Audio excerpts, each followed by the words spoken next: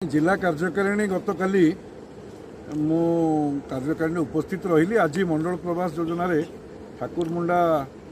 zone रे बैठक अच्छी तो से परिप्रेक्षी में भीमकुंड आसती देखा मुझे देखी नी के भीमकुंड किंतु ये जो प्रकृतिर ये अपरूप सौंदर्य विभोर करुच्ची अनेक लोक आसुचंती किंतु ये पर्यटन स्थली जो भली भाव अव्यवस्था भाव अच्छी आ जो भली परिस्थिति अच्छी ये दुख लगुच देखिले कौटी ना कौटी जो दायित्व जो मान पाखरे अच्छी से जंगल विभाग हो से पर्यटन हो से पंचायत हो ब्लॉक हो कि वन सुरक्षा समिति हो एम निज दायित्व कहीं किसी करना लोक मैंने अनेक जो मैंने आसुचंती टूरिस्ट आजिका तारीख रे को देखिले दुखी हो जाऊँ मोर अनुरोध दायित्व नहीं सरकार बंधु मैंने या